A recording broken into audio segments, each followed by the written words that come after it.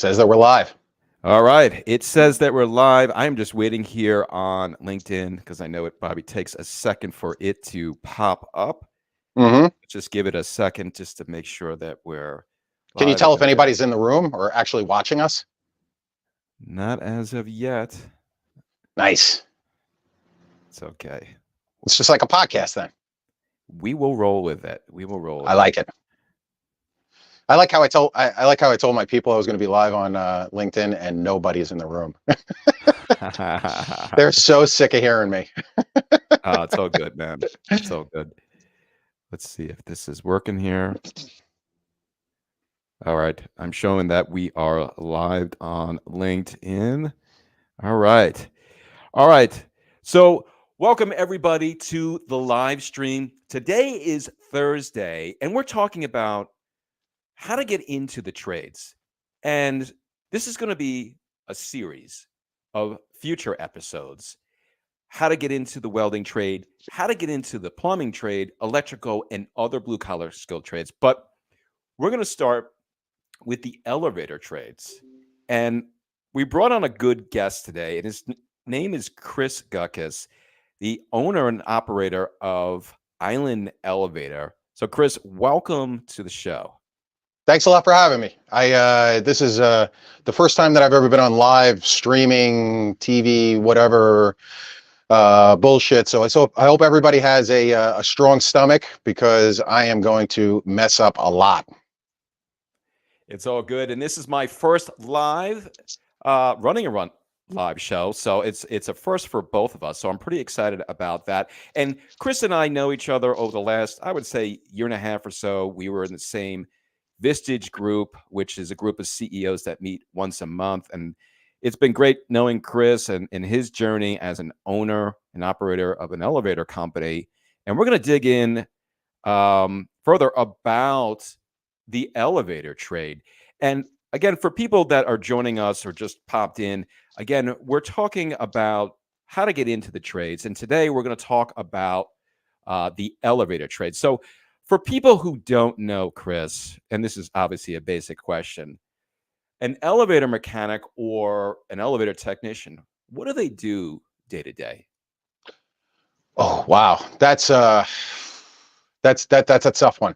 So elevator mechanics, elevator technicians, elevator helpers, elevator inspectors, there's different portions, job responsibilities, depending on which area of the elevator and which division of the company that you happen to be in at any given day. So if we were to start from the beginning, let's say there is no elevator in the building, we're talking about elevator construction. So a regular day for a construction, they operate in teams. So it'll be mechanic and helper, one mechanic, one helper. They'll be on the job usually 7 o'clock in the morning. It's the best time to start a construction job, especially when you're trying to beat out traffic and be able to be as productive as possible.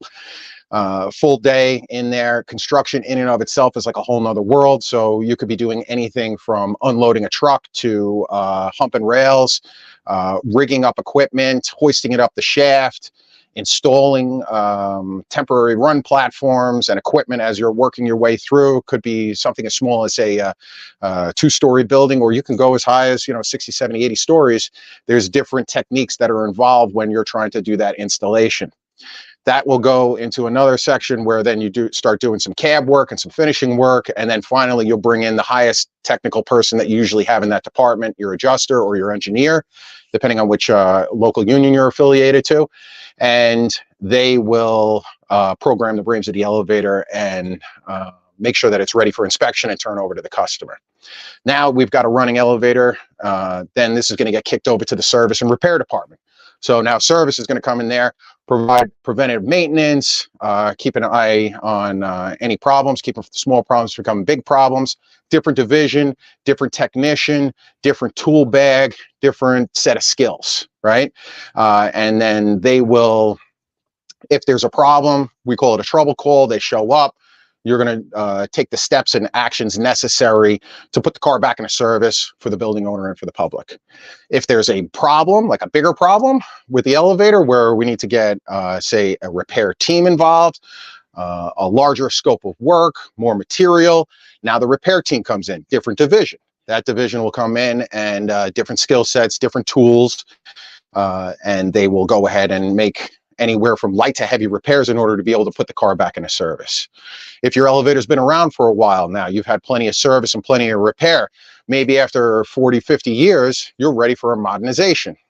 Modernization in elevator lingo means that we come in, we leave all of the steel structural members of the elevator and anything that succumbs to wear and tear over time, any of your electrical components, those will be replaced for the newer code compliant, newer technology stuff. So there's like a big rip out. I would say that we probably rip out anywhere between 60 and 70% of the equipment that's in the shaft, but not 100.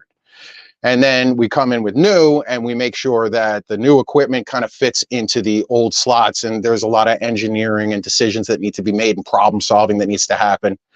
There's your modernization. Your modernization is complete. You kick it back over to the service department and we start the cycle again. Separate to that, there's different elevator companies or divisions that will focus specifically on inspection and testing. So inspectors will come up, they perform visual inspection anywhere between, it's usually anywhere between 90 and 120 point inspection as dictated in the code book. And then you have testing teams that are doing your regular testing, Cat 1 on an annual basis, Cat 5 on a 5-year basis. All of this stuff is laid out in the elevator code book in order to make sure that your elevator devices are operating safely and as they were originally designed to and engineered to. So that's kind of the highlight of all the different areas that if you were labeled an elevator technician that you might be able to put your hands into. So just coming into the elevator industry is one thing, but where you land in the elevator industry may dictate where you spend the rest of your career. Yeah, and this is exciting. What you described actually is exciting. And that day-to-day of coming to work and actually accomplishing something, of getting something to work, of people getting from the ground floor. You're always amazed when you go in and you take for granted and you push the button and you go to the top. Well, I think about that on a much larger level. When you're going into the Empire State Building in New York City and you're going to the 100th floor, there's so much that's behind that, but we take it for granted. And it's people like you that are working on these elevators. And I'm sure that is just mind-boggling what goes on in that type of setup. But that's a huge accomplishment. It's really cool because you're kind of like part of a story. I remember when I was younger and I'd be driving down the Long Island Expressway and my father would lean over. I'm in the passenger seat. He'd lean over and he pointed it's probably not a good idea that he was leaning over, but he was. And he would point at buildings and he'd be like, oh, we put the elevator in that building. We put the elevator in that building. So you end up like, you never just deliver the equipment and then walk away. It's not like a water cooler, right? You're part of that building. You're part of that building story, and what you delivered, what you installed, modernized, repaired, serviced, that elevator is going to be there for the next 40 or 50 years. So if you installed an elevator today, there's a high likelihood that you can have that same conversation with your kids 10 or 15 years down the line. Yeah, exactly. And it's really exciting. I just wanted to make sure if anybody has any questions, drop it in the comments below. I think there is a little bit of lag from what I'm seeing here on StreamYard versus what's going on LinkedIn. So I realize there could be some lag. So I don't see any comments coming through. But if there are, definitely. Are there any viewers?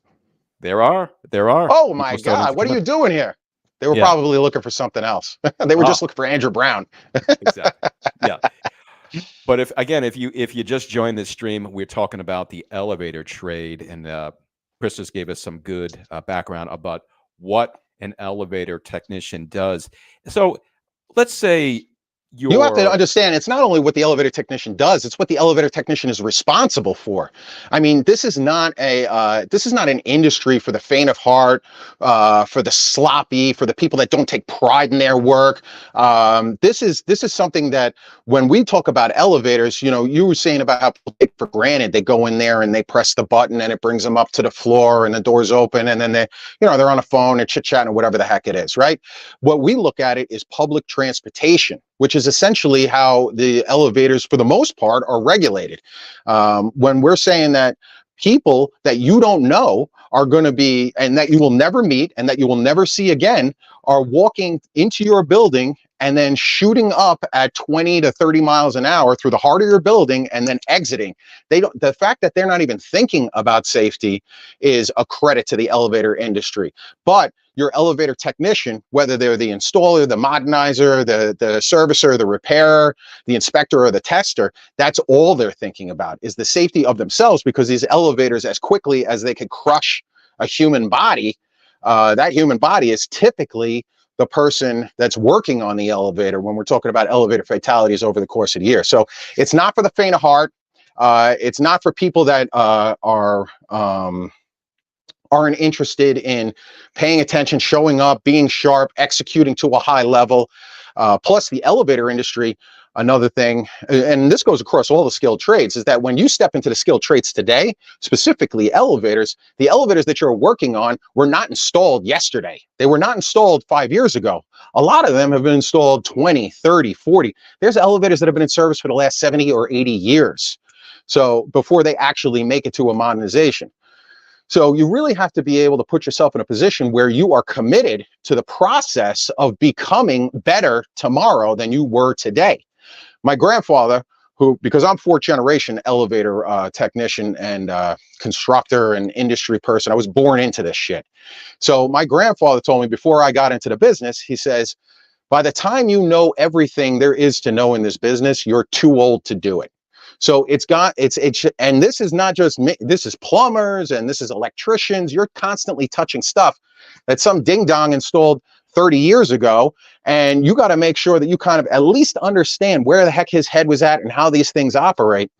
Every day has to be a learning experience for you. So if you don't have the tolerance for that, you don't have the patience for that, you don't have the constitution to commit yourself to personal development over a long period of time. We're not talking about you're going to show up and watch a YouTube video, you're going to be an elevator technician expert. No, you've got to do this on a regular basis for the next 30 years until you retire if you want to make it that long in this business. I always say that the unsung true heroes in blue that you just don't see, and they don't always get the recognition that they deserve. I just want to drop into the comments quickly here. And Hank says, love the trade that pointing out jobs. I do that all the time. Laugh out loud. Yeah, you can't help yourself. You just love what you do. I mean, it's an expression of passion. It's an expression of commitment. I mean, people that do this, that you can't do it half-assed. You have to be full in, wholehearted into what you do every single day. So it's like loving your girlfriend so hard that, you know, you can't just not, you know, it's not something that you could just turn your back on and just say, whatever. That's why when it breaks up, it hurts. You know, when these guys get laid off, it really bothers the shit out of them because they love what they do. Exactly. And there's a pride there for a lot of trades, not just the elevator trades, but a lot of different trades and what they do. Scott Peters says, the same could be said for manufacturing jobs. As a plastics engineer with a focus on tooling, I like showing my kids and grandkids the various products that my trade and my work in particular has brought to the marketplace. Scott. 100%. 100%, Scott, because what you're doing is you're essentially giving them like a key to the back door, right? So it's almost like, how is the sausage made? Like, you know, if you showed up and I had no idea about podcasts or entertainment, and then I show up there and I see what your setup is, it's kind of cool. It's like, oh, wow, I didn't realize that this is what happens. And you have so much pride in what you do, what you bring to the world, what you plan on leaving behind for future generations. I will bet that Scott is not working on tooling equipment and machinery that was designed in the last 10 years. He's probably got like a couple of old rigs that he has to maintain and kind of keep going. So he learned it. It's like before written stories, everybody pass things on verbally from one to the other, right? So this is almost like a legacy thing where we're handing something off to the future generation. And by doing that in a very primitive way, what we're saying is that, yes, I had value in my life. I had value on earth. I actually did something that I can leave behind and make better for somebody else. Maybe it's my family, maybe it's my friends, or whatever it is. So Yeah. definitely, Scott, I'm with you. I mean, you're speaking from the heart, and I know that you're passionate about your trade, and a lot of other people are passionate. And again, Scott says it's all about behind the scenes work that people are overlooked, and that's true. It's just you kind of take it for granted. Your something happens with your sink or something happens with your toilet. You call on your speed dial, your plumber. They come over, they fix it. You pay them, whatever. It's just you don't give them the real recognition what they deserve, and that goes on for Let's all the just different take it trades. easy with the goddamn recognition here. All right. So Yeah. listen, the guy who's fixing your toilet does not want you to, open up a parade for him. It's old hat for him. He just wants you to pay the goddamn bill, don't break his balls, and give him a call if there's another problem. So I I'm not big on like over the top recognition for the blue collar trades, because we don't really need to have over the top recognition for administrative people or over the top recognition for anybody else. The people that want all the recognition are the politicians, and fuck them, right? What we're talking about are the people that build America. And we know what we're doing. We have that value. And if you're part of the club, right? If you're watching this and you're thinking about getting into the trades, then get off the fence. So, but if you're in the club and you understand, then you have a whole different point of view on how things work in the background in life in general. Exactly. And let's go back sort of to the questions. So if I am 21, 22, and I'm thinking about the trades and I've stumbled across being an elevator technician, I maybe know somebody, a relative, or I know a friend that's in the elevator trade. And now what? What do I do? What are some of the steps? So people that are listening that are interested in becoming an elevator technician, what are some of the steps if they're, early on in their career? Well, the elevator technician, because as part of a percentage of the entire building, there's very few elevator technicians when we're talking about constructing a building. So as a trade, it's a very small trade. So it's a very tight nucleus. So it's hard to get in. So there's usually two ways that you can get into the elevator trade. Either A, you need to know somebody that has an elevator company, or you need to go down and fill out a form, get on a waiting list, and take a test with one of your local trades. Excuse me, one of the local unions. So it could be the IUEC. If you're here in New York, IBEW has a elevator union. Excuse me, and so you'll go down there, you put your name on a list, then they'll call you in, put you on a let you take a test. They want to make sure that you're not a complete idiot. And I'm sure that even if you know your family, like if your family hasn't asked you to, if you're 23 years old and your family hasn't asked you if you're interested in getting into the trade, then you might be a complete idiot, or you might be like really lazy, right? So you also have to be able to take a little time and self-assess. Being in the trade, being in the elevator trade specifically, is not easy. It's not meant to be easy. Otherwise, everybody would do it. So let's assume that you don't know somebody, or you put your name on the list at the IUEC or the IBEW, and you're waiting for a call back, right? Because that's really the only way that you can get in. You got to wait until the work kicks, and then somebody's looking for somebody that's young, hungry, and at least marginally capable. So in the meantime, you should be working on your hard skills that are necessary, that you can go ahead and apply to the elevator industry when you get the call. And the elevator industry is like a strange industry, because what it is, it's like an amalgamation of multiple little trades. So there's a carpenter, there's ornamental iron workers, there's steel, there's hoisting and rigging, there's electrical, right? And the reason why the elevator trade even exists is because this one piece of public transportation incorporates all of these different trades. And they wanted to say, hey, listen, we need to have one set of people responsible for this, because it's transporting passengers. So that's why we're like, all right, listen, we'll start the elevator trade. And then even though you guys have your hands in all of these other little things, we're just going to go ahead and make sure that we have a single point of responsibility, because you don't want the carpenters coming in, building part of the elevator, and then somebody else coming in, and then somebody else coming in. Next thing you know, you got painters installing it, right? Nobody wants painters installing anything. So yeah, when we go ahead and go ahead, I'm sorry. No, go ahead. Finish. No. So the only thing that I could recommend is that, again, you need to know somebody. So networking is key. Obviously, reaching out to other elevator tradespeople on LinkedIn, or being where they are. And then in the meantime, trying to spruce up your actual hard skill set. So work for an electrical company, work for a carpentry company, work to understand what it means to put something in level and plumb, safely unload a truck, how to safely handle material and bring it from point A to point B. So all of these little skill sets will make you a more attractive candidate for an apprenticeship or a junior technician or a helper position when they actually do become available. Because you're right, a lot of people want to get in. So if there's 10 applications looking for one job position, who am I going to get? The one who I think is going to be successful day one.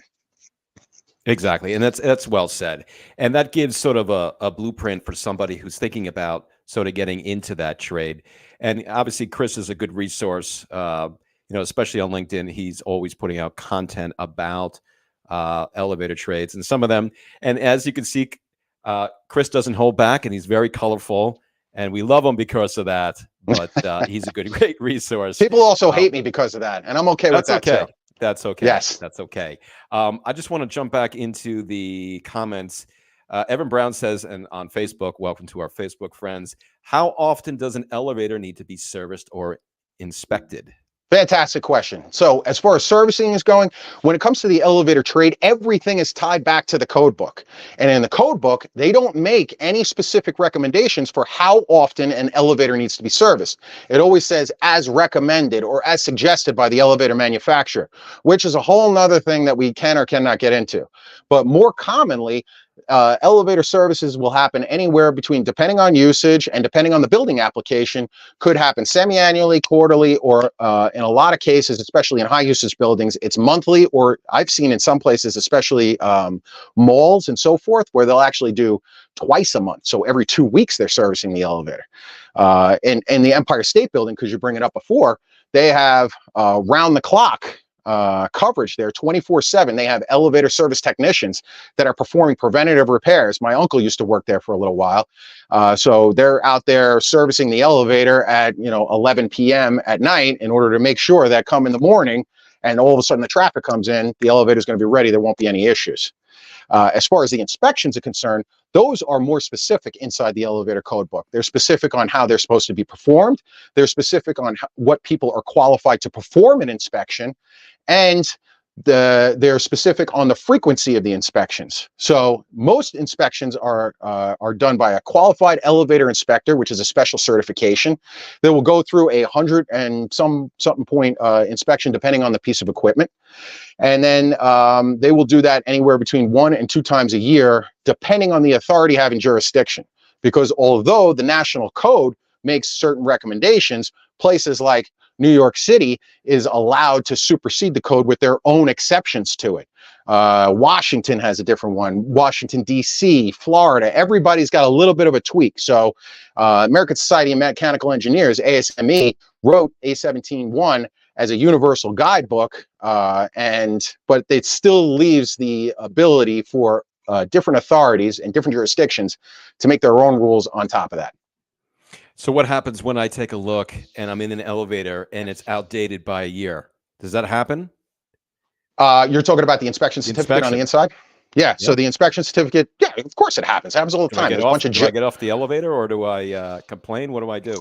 What are you doing on the elevator in the first place? You're a young guy. You should be taking the stairs. Cut the nonsense. What if it's a 40-story building? Then I would get a job on the second floor. But as far as the elevator certificate is concerned, you have a right to ride on a safely operating elevator. So it is completely, if you have the time and you're okay with waiting for responses, you can reach out to building management and find out, why is this elevator certificate overdue? Now, is it because the elevator inspection didn't get done, or is it because the certificate didn't get filled out? But either way, some places might only require it for a year. So say, for example, this inspection happened a year ago. That might be in line with the authorities, the jurisdiction's recommendation for elevator inspections. So you might be fine. Unfortunately, you don't know until you ask somebody. Yeah, I think I would get off the elevator. That that might be me, but other people might think differently. That I just want to jump back into the comments. Jason Armistead says, to add weight to what Chris is saying, the responsibility that an elevator mechanic has is huge. The 50th floor American Express building in Manhattan's Lower West Side has 32 elevators that do 1 million passengers, which is just mind-boggling, journeys each month. That's 1 million unique passengers riding with other people. That's just mind-boggling. Chris, more people ride on elevators and escalators, because escalators are included in the elevator code. More people ride and take more trips on elevators and escalators than planes, trains, and something else combined. But planes and trains combined, you take all the people that ride it over the course of the year, it pales in comparison to the amount of passengers that are being transported up and down elevators and on escalators, which are just as dangerous and just as regulated. Yeah, and I agree with that. I just, what's the largest or the tallest building that you've worked on? The tallest building I've worked on? The tallest building I've worked on is, I think it was like 20 something stories in Brooklyn. Because when I started with the elevator industry, I worked for a multinational company out of their Long Island office, which covered Queens and Brooklyn. And we didn't get put on any big projects. And then after that, I came over to Island Elevator out on Long Island. Everything's 10 stories and less. There's only a handful of building over 20. So I have limited experience on high-rise, high-speed stuff. Got it. Okay. That's good to know. Jonathan Core. Hey, John, how's it going? Chris is coming in hot. Yes, he is. He's steaming. I love you, Jonathan. Jason says, P.S. as a back office, elevator company engineer that has been responsible for elevator software in buildings like that for 3 decades, it is a huge source of pride to think I contributed to that building, which is what I say every day about. And I know we differ on the recognition side, but there is that feeling of accomplishment of building something with your hands, like Chris. 100%. Working on site. If you're an elevator person and you are in a room, you will inevitably find the other elevator professional in the room. It's weird, right? I've been to my wife's work Christmas parties, and after I pissed off everybody at the table, I ended up having a chit chat with the only other elevator guy, who was somebody else's husband, at the bar in the VFW for like 2 hours. But it goes the same exact thing once you're in the club, right? And you're part of the story, and you're reaching out and you find, hey, what do you do? Oh, like half of my friends are plumbers and electricians, and they're all in the trades. It's just how we grew up. And inevitably, every single thing, the first question is, how you doing? What job? Where you working? Right? And then you just start talking about what you're doing on a regular basis, because you're part of this story. Like the guys that were working on the West Side, they love that. Oh, where are you working? I'm on the West Side. Oh, all the elevator guys and all of the tradespeople that were down in One World Trade, they love the fact that they were able to go down there and help to rebuild that place. And if you brought them anywhere, that's be the first thing out of their mouth. Yeah, it's that feeling of pride. I know that there's that feeling of pride. And when you're and I'm an elevator guy, and I'm there and I'm listening to them talk about it, and I feel like I missed out on something. You know what I mean? So that's where you're kind of like, you really get energized by doing and putting your hands on stuff and then leaving it there for somebody else. Exactly. It's everything that you said and more. Just jumping back into the comments, Lee Couture, if I'm saying that right. Working in natural gas, turning on the heat stove generator is easy. The general public has no idea what it takes. Stop blowing your horn in traffic. And this is true. We do take it for granted. Everything whether you're turning on the lights in your house, whether you're turning on the heat, the Hmm. AC, you just take it for granted that these things work, but there are people behind that are doing the hard work that you really sometimes don't see. Like Chris said, they're in the pit, they're doing the work. You don't see it. You just take it for granted. You push the button in the elevator and you go up. That is So big very joke in the noble. elevator industry is that nobody notices the elevator until it's shut down, right? If Of course. if the elevator's working, nobody even notices that it's there. They treat it like a refrigerator or a vending machine. You step in, press the button, you jump out on whatever floor it's at. Yeah. So I've been in elevators where you push the button and it closes and opens and closes, opens. I immediately got out of that elevator and I took the stairs. You chicken. Benji, what's going on, Benji? The door dork. I want to get my boys in a trade straight out of high school during we homeschool. We are some good steps I can do No, right what are now. some good steps? What's Oh, the what matter are with some you? good steps I can do right now to See, get if you were them? homeschooled by Benji, you probably wouldn't be stuttering over those words. That's Hey, that's your problem. that's okay. That's okay. If you're gonna try to get them prepared, I would say, as we had referenced earlier on in the show, give them concrete skills that are translatable. Right? Do they know how to hit a nail with a hammer instead of their hand? Do they know how to properly organize tools? Can they show up places on time? I mean, the bar is really low. Can they read a blueprint? Can they read a electrical schematic? I mean, this is kind of level 3, level 4 stuff. But the more that your kids are actually exposed to it before they put their name on the application to become a part of a trade, they are going to be way better than everybody else. So if I could, I would start to expose them to the small hard skills that will be relative across all of the trades, from masonry work to plumbing to electrical to carpentry. Like I said before, how to set something plumb and square, how to cut it, how to use power tools properly. You're already light years ahead of some of the donkeys that are coming through this industry. So you could and then just get a job in the trade. So now you kind of learn these skills, and now you exercise the skills, and then you're like, okay, this is great. I don't know if I want to be a carpenter forever. Now I'm laying the groundwork to jump over to another trade, which is, I find that the best people that join the elevator trade are actually people that have experience in other trades or in other aspects of jobs.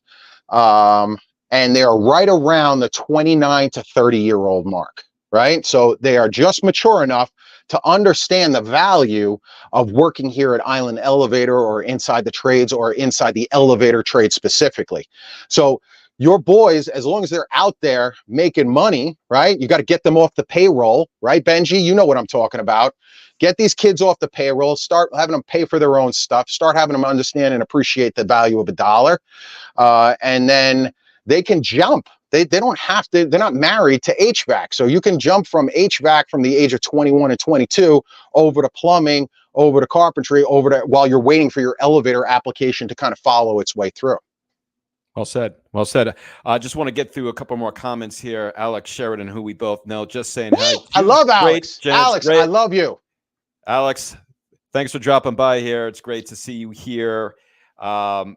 A LinkedIn user said this is a great deep dive into the elevator trade. So many great points. Out of curiosity, what is the oldest elevator in the United States? Come on, Chris. You should know Put this. your name on your LinkedIn account. I am not going to answer something from LinkedIn user with no picture. Kiss off. Who's the next comment? No, come on. Forget it. Do you know Forget it? them. All right. Nope, all right, we'll have not to Google doing it. that one. All right. Scott again says it's not about blowing the horns of the blue collar workers. It's about attracting new people into the trades. A service industry economy still needs skilled trades to move forward. Exactly, sir. You said it right there. I just want to jump back sort of into the questions here, because what comes up quite often, and especially on comments that I get on my own social media and videos, is you don't make a lot of money in the trades. And I want to ask, and you're smiling, Chris, and I want to ask you, what is the median salary for an elevator tech? But before you answer, what does it take to get to that level? How many years of experience do you need to get to that level, to that point? All right. So It depends, right? And I know nobody wants to hear this, but I was watching this video today by Austin Lalan. You know this guy? I'm pronouncing his last name wrong, but he's the guy who does all of the videos on for linemen, right? And what he kind of talks Yes. about is the value of the position based on how much you're working and where your skill set is. So he's saying that he was bringing out the fact that elevator technicians can make upwards of $130,000 a year. Right? That's $130,000, but that's for like the 10%, right? And if everybody thinks they're in the 10%. Guess what? You're not. Okay. So you've got to be able to be in that mindset where you are training yourself in order to get up to the top 10%, because the top 10, another thing that I learned when I was very young in the industry, because when you're very young, helpers are, and this is what I tell helpers, and helpers understand this, at least the good ones do, is that you are essentially useless. You are a complete expense. So you have to prove your value and develop your value over time in order to be able to even justify the paycheck that you're getting right now. Because we just did our fully loaded labor rates, and somebody that's making $35 an hour, once we include all of the costs and the expenses and everything, they are actually costing us like $120 an hour. That's a 30-something an hour employee. So helpers coming into the industry, I've seen them go anywhere between 14 or 15, I don't know what minimum wage is. And then you're going to have to be able to work your way up through that. But if you're in a merit shop, your merit shop is going to say, all right, prove your value, you get more money. The quicker you move up as far as your skill set and your value is concerned, the more money that you're going to make. If you're in a union shop, you get to kind of benefit from their minimum wage pay scale. So at Local 1, in New York, a first year know nothing dipshit helper gets $30 an hour. That's not bad. So and then it's all about what you can do from there, because if you're it's not getting into the trades is not a guarantee. It's not nothing, right? All it is an opportunity. And you, just like any other opportunity that you get in this world, you have to make the most of it, right? Are you going to bet on yourself? So, and you can't be expected to learn everything during the workday. Okay, 7 a.m. to 3:30 p.m. is the time that I pay for so that you can hopefully get the technician to be as productive as possible. But professional development happens after 3:30.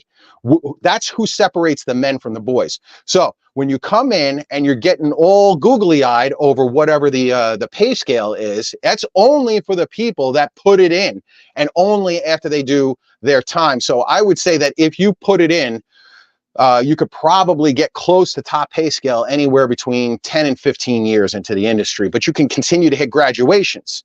Plus, if you make yourself available, what that number doesn't count is overtime, right? So if you're going at overtime at time and a half or 2 times, as opposed to, I've got some people here that just say flat no to overtime, which is crazy to me. When I was a helper, I used to say yes to everything.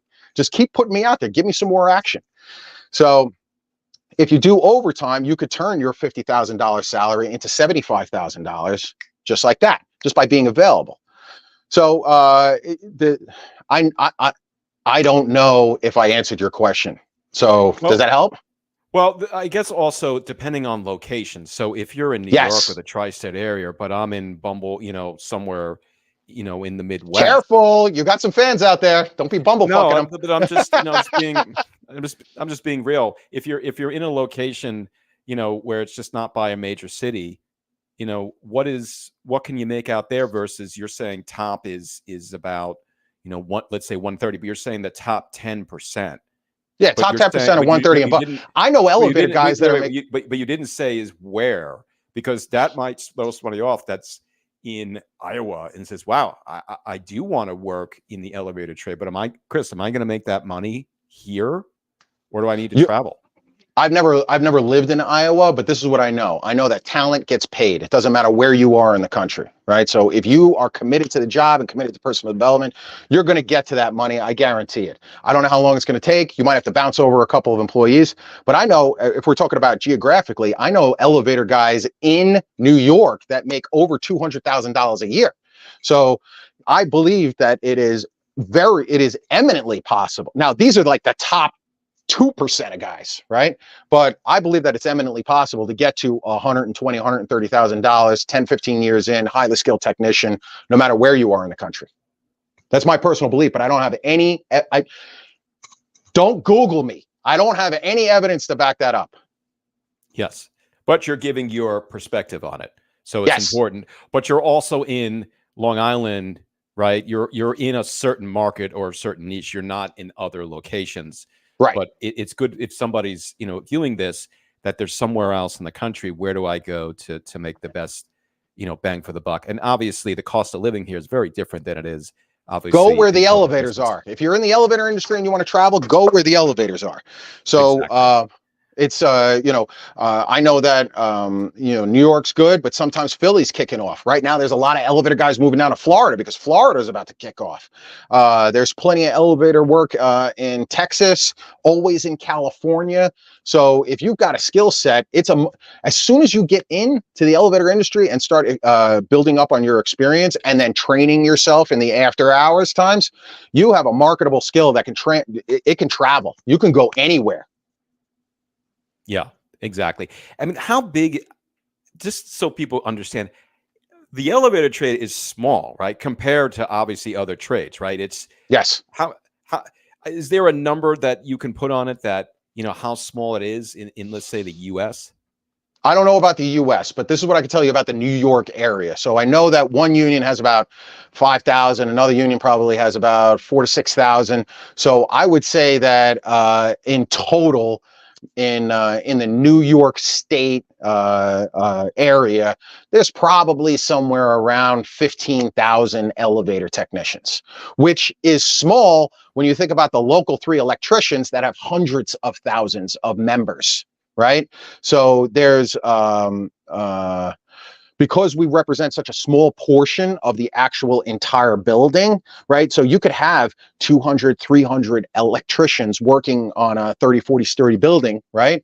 And you might only have 4 or 6 elevator guys installing 8 to 10 elevators in that building. So it's proportionally, it's a lot smaller because, not every elevator shaft is ready for us to jump in there and start putting equipment in and hoisting stuff up. Yeah. Does that make sense? And I call that more niche. I mean, that's really not a lot of people. And I'm sure a good amount of people in the tri-state area. I mean, you pretty much more or less everyone kind of knows each other, right? Oh, totally. Yeah. Yeah. When it comes to the elevator trade specifically, like I don't just talk to the people that work at Island Elevator. I'm talking to elevator company employees that work for other companies. I'm talking to my own competitors, right? I've got good working relationships with elevator companies that work in this area.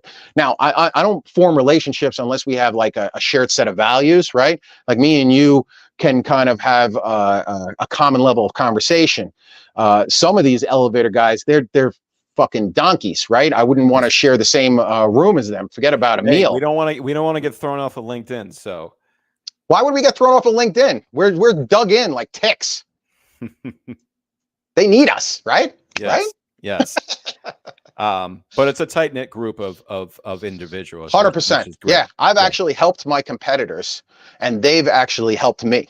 So it's there's enough work out there for everybody. This is the relationship business. It's not just the elevator business. Exactly. Well said there.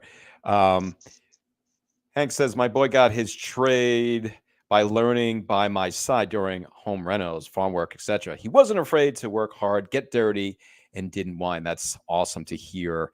I love him. Send him my resume. Haha. Let's see. Robert says, great job, Chris, highlighting the pride and importance of this great industry. Always stress safety and education. Keep going, my friend, which actually brings me to sort of my next question. Rob is a big deal. Rob, thanks for coming here because Rob is president of field operations for Champion Elevator, which is based out of Manhattan, but has an influence over the tri-state area and over 6,000 units under service. Rob has a crazy good reputation in the industry. So I really appreciate you coming on and saying something nice. Thanks, Rob. Yeah, it's good to have you here, Robert, and others that are dropping in and leaving comments. And again, drop a comment below. Again, if you just joined this live stream. We're talking about the elevator trades, and we have Chris Gutkes, the expert when it comes to the elevator trades. And we talked about safety here. I want to just pick your brain about safety tips for working on elevators, because when I think about working in a pit or on trade, and I remember you posted something on LinkedIn about there was water somewhere. There was something, I don't know, something happened. What are some safety tips that, people who are thinking like, whoa, it's dangerous to work on elevators? What do you deal with on a day-to-day basis, and how can people be safe? It's hard for me to explain to the layperson exactly how dangerous it is to work on elevators. You are constantly confronted with electrocution hazards, crushing hazards, caught between hazards, falling hazards. Obviously, you're in the elevator shaft. And a lot of times, the elevator industry injury rate only leans into fatalities, but people are losing time and losing their career every day, because guess what? There's no such thing as a one-armed elevator technician. So if you put your hand in the wrong spot and that car starts to move, that could be the end of that. Hopefully you're a really good chef, because you're never going to work on elevators again. And that really kind of goes for a lot of the trades. When we're talking about something specific when it comes to elevators, each elevator application has its own challenges when it comes to making sure that we're working safe. One thing that we talk about all the time is that elevator that you're touching today will go back into service eventually. What we want to do is make sure that you go home to your family every day. That's the only thing that we care about. Because when an elevator technician dies on an elevator or in the pit or in the machine room, what happens is that they send somebody over there to clean you up. Then they send in another elevator company to put that car back into service. So there is a possibility that you are riding on an elevator where an elevator technician died on that elevator, right? They don't leave you a little candle. They don't have a memorial. They don't put your name on the crosshead. They paint over your blood on the inside of the shaft. I've seen it. Okay.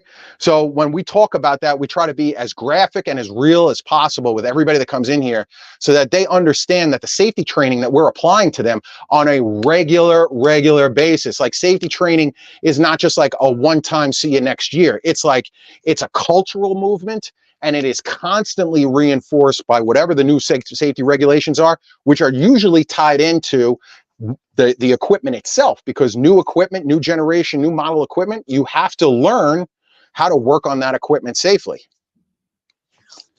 Yeah. I mean, safety is the number one piece, right? On any job site, the number one any piece. type of If I were to obviously, share something today for the people that are watching this, it would be safety for the passenger, right? So one thing that you can carry forward tomorrow, Andrew, to your family or whatever it is, right?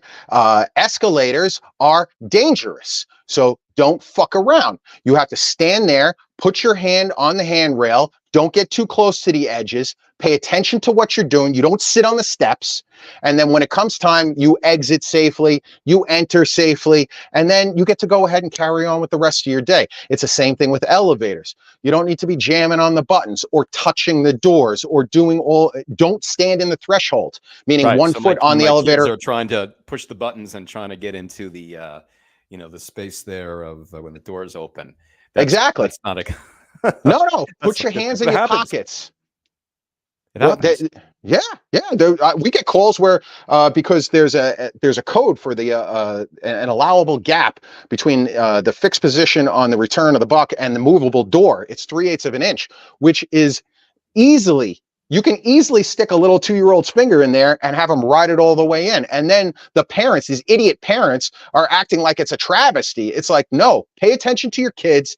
Tell them to keep their hands in their pockets. It's transportation, right? You don't want them jerking around with the doors on a train. Why would you think that it's a good idea to do it on an elevator?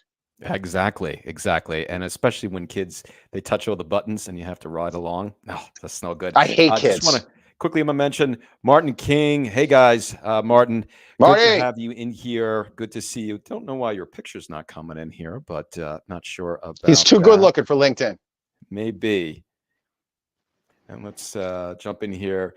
Richard Eaton says, most important part of our business is safety. Of course, rider safety and 100%. safety of our employees. Need to do mental JHA before every job. You said it, Richard. I would go ahead, Go on. I would elevate that. We want to do a JHA, an actual written JHA. So for those that don't know, it's a job hazard analysis. It's basically a planned pause in your workday before you touch anything, right? So the idea is that you go there, you stop, you have a conversation with whether or not you're with another mechanic or a helper or this, that, and the third. It forces you to have a conversation about any of the safety issues that you may encounter. I mean, we're talking about magic wand. If the worst happens, what do we do? Boom. But by having those conversations ahead of the job, it's been followed by studies that scientifically people are going ahead and finishing the jobs safer because they're already aware it's in their brain, as opposed to just thinking about doing, which is a bad thing in our business. Yeah. Thank you for clarifying that for the people who don't know what JHA is. Just a couple more questions for you, Chris. And this is important, and you might have your own view on this, but should you join a union? Should you join a union? Yeah, you should join a union. Why not? Yeah, I mean, the unions have like so many benefits for the worker. So they're going to make sure that you are treated with dignity and respect, that you're going to get paid a fair wage. The union, the local one, IUEC union here in New York, has a nationally recognized apprenticeship program. So now you're going to get educated on top of that. You're going to get regular safety training. You have people that are looking out for you. Yeah, you should definitely join a union if you get the opportunity. Now, on some situations, you know, for us, we're not a union. We're a merit shop. I used to be a union employee. I'm a merit shop employee right now. Excuse me, I'm a merit shop. I'm whatever you want to call me. I don't give a shit. So we're merit shop. Figure it out. That's it. As long as you spell my name right, I don't care. Yes. So we went ahead and we do things a little bit differently. But when you go to the merit shops, and this is what the unions feel very strongly about, is that now it's up to the organization to ensure the safety and the commitment and the development and the education of the employee. And guess what? Not every company is responsible, right? So they get very nervous when they see people working in the trade that are underrepresented, and they're basically influenced and educated to do things inappropriately, which it besmirches everybody's name. So I think that if you get that type of opportunity, now I need to really stress this to you. All right, a union elevator job is like a friggin' unicorn, right? Don't fuck it up. You need to make sure that you are 100% prepared. They have no tolerance for people that don't work. They have that don't work safely. They have zero tolerance for people that can't show up on time, don't go to school, don't learn, don't progress, right? So if you're going to join a union job, you need to understand that you are in the 1%. And you better show a heavy level of gratitude and treat it with the respect that it deserves, because there are 20 people that would kill you to have that job. Does that answer your question? No margin for error. There's margins for error, but you can't fix stupid, right? You can't fix lazy. You can't fix self-entitlement, right? You go in there, you be humble, you go ahead and crush it, and you're going to be able to make a nice career for yourself. And if you can, the only thing that I would recommend that the unions do is to probably provide a course to their apprentices and their mechanics for financial literacy, right? So a lot of these guys, they come in, they make some numbers, and then they get laid off, which is basically part of the employment cycle. And they get real fat and they start buying the nice car, and then all of a sudden they're laid off, and then they start making some decisions that are not good, because they they're basically living paycheck to paycheck at an upper middle class scale. So if I were to make one recommendation to the union, everything else that they're doing, I would say that I endorse. Just add in some financial literacy so that these guys aren't starving when they eventually have to take a break.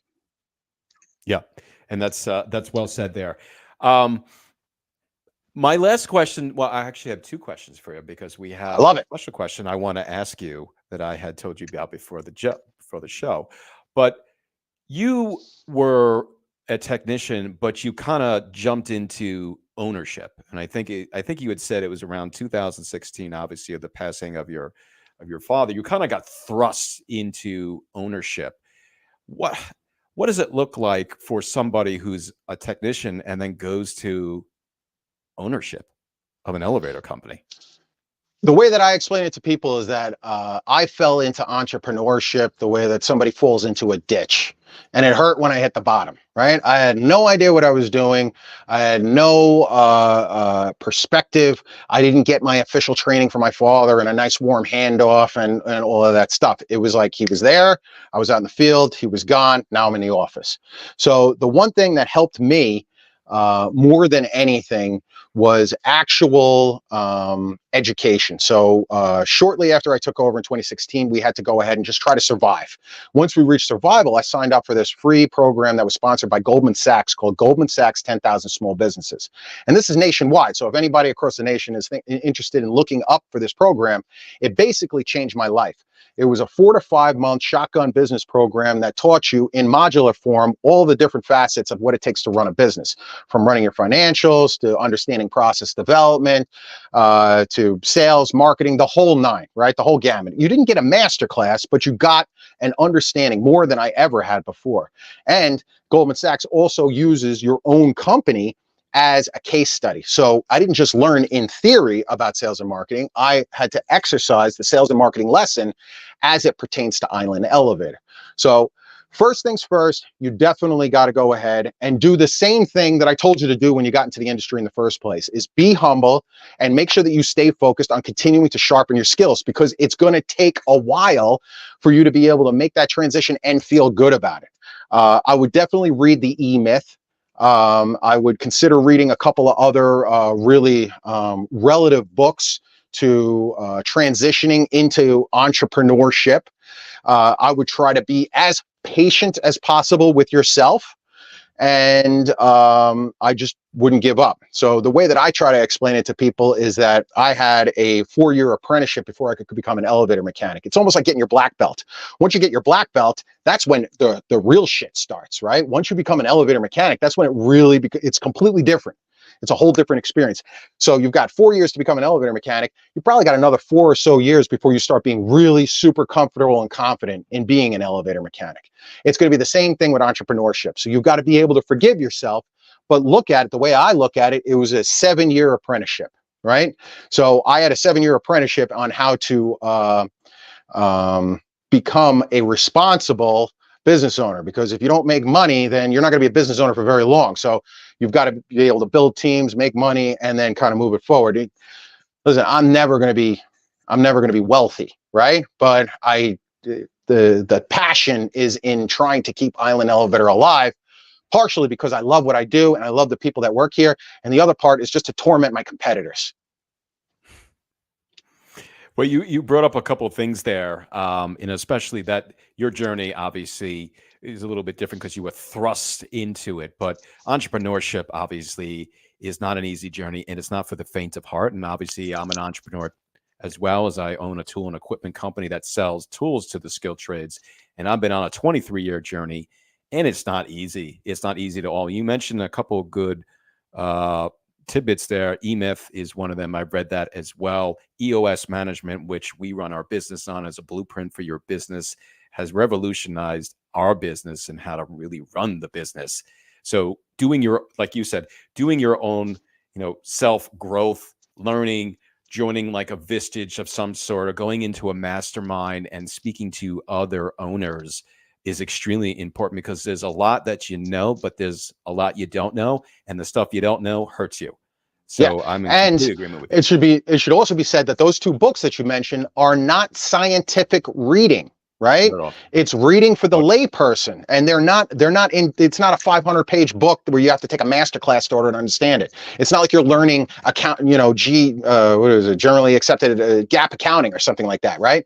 It's written for you, people that are considering it. So if you're even considering moving out into entrepreneurship, especially in the elevator industry, I would recommend that you read the books first before you start thrusting yourself into the outside world, and then start having some conversations with people that have done it, so that you can kind of lay the bricks. One of those quotes that we have here at the office is by Abe Lincoln, if you gave me 6 hours to chop a tree, I would spend the first 4 hours sharpening my axe. So if you're thinking about going into entrepreneurship, I would recommend that you sharpen your axe before you go ahead and step out into the wonderful world of where's my next paycheck coming from.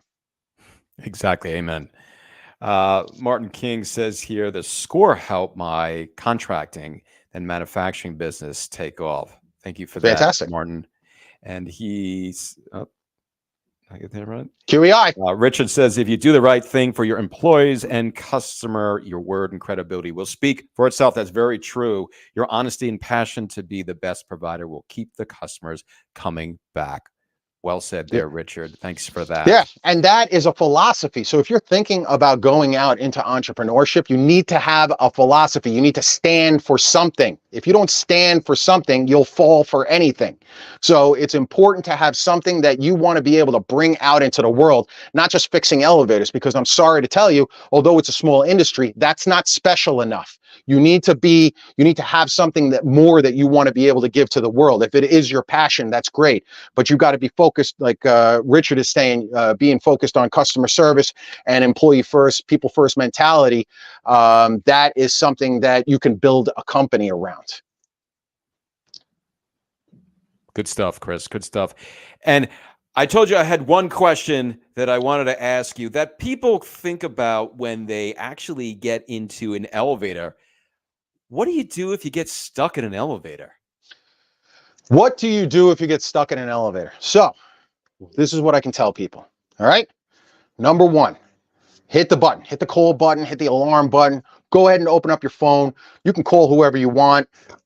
Call your aunt, call your uncle, call the fire department, right? Most people end up calling the fire department anyway, because I had a back and forth with a gentleman on my on one of my posts that dealt specifically with this, and he was like, "Don't tell them to call the fire department. Fireman's going to rip out the doors and destroy everything." And I'm like, "Listen, I could do that, but they're going to call it anyway, right? So just go ahead and call whoever makes you feel good, whatever makes you feel safe, and then sit to the back of the elevator, furthest away from the doors. If it's a front and rear elevator, then go to the side, right? Open up your phone and play your stupid cell phone games, because you don't belong doing anything else. You have reached the maximum level of qualifications that you have to interact with elevator equipment.